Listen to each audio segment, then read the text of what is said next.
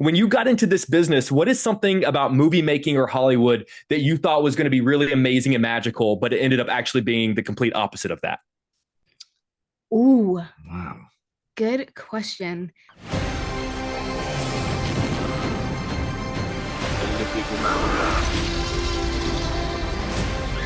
Where we're going, we don't need roads.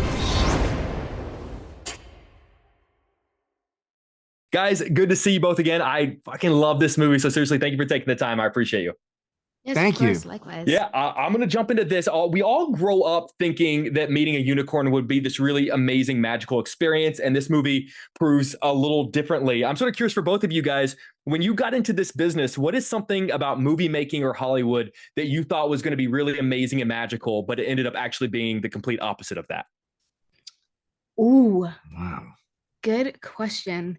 I think the auditioning process is, going out initially, it is brutal. It's a lot of rejection. It's a lot of sleeping in cars.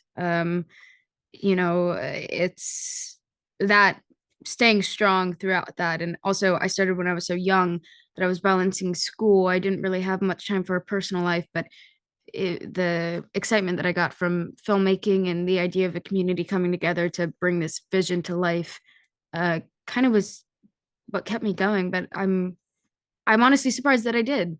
I'm glad you did. Me too. Paul, what about you? One of the things I didn't anticipate is if you are working on something and you're not totally clean shaven, but you don't have a full beard, that you have to maintain like a stubble thing every day, and it sucks. It's like, yeah, it's hard to always put on like a one on the thing. I never would have ever thought about that, and it's just a drag. And then it's like if your haircuts, be like all this stuff is determined by what you're doing, and you just have to. You can't really make any choices on your own once you kind of lock in, and then Also, you just got to stick with it. also planes. I can't stand the sound of a plane because I'm so used to pausing on set, and you could be in the middle of a really important scene or Mhm. just trying to make it through the day. And they always, I don't know why, love locations. Let me make that clear. But let's not keep choosing locations right next to airports. It's terrible. Yeah, that is You really. can't get anything done. Now, Yeah, every time I'm on a plane, I'm going to be worrying that I'm messing up like an amazing Jenna Ortega take, that like the single Yeah. tear is going to be rolling down and my plane is just going to be flying over. that is so true. It's something you never would ever realize how many planes there are in there, and when you're filming, you have to wait for planes. Jenna, it takes a while before we hear the word unicorn in this movie, but you get to be the very first person to say it in a pretty epic line. It's a fucking unicorn. On that day you deliver the line, you have to know that that's like the trailer moment. You have to know that everyone's sort of waiting for a line like that. Is there any more pressure on delivering that line than any other line of the movie? No, I wish that I had thought about it. I didn't realize that I was the first one saying unicorn.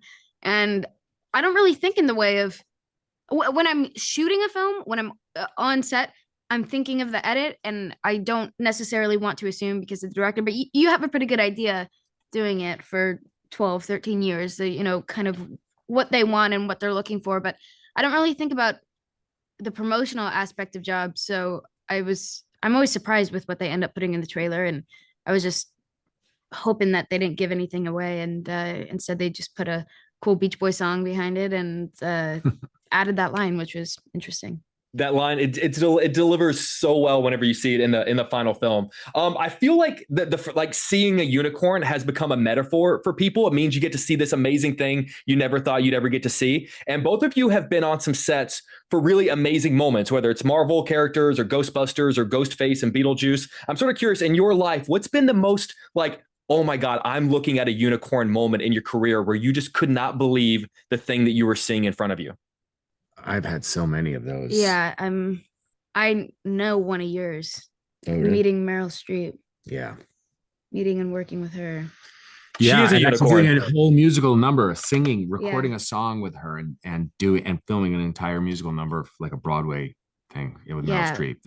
That's I'm finding that my unicorn are women because I just think about Amy Adams and Natalie Portman and Catherine Zeta-Jones. I've just had really, really incredible people that I've always wanted to work with, but you know, you never really know, and so much can change in a year. And you know, you could be talking about working with someone one day. You know, I had a conversation with Divine Joy Randolph about working with her, and less than a year later, I was in Paris shooting with her. You know, which was very exciting. I think those are kind of the most surreal moments for me.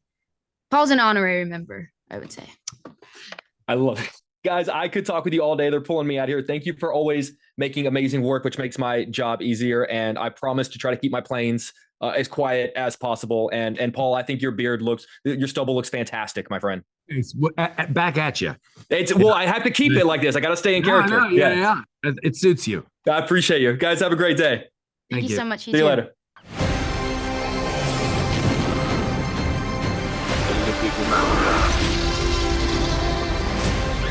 Where we're going, we don't need roads.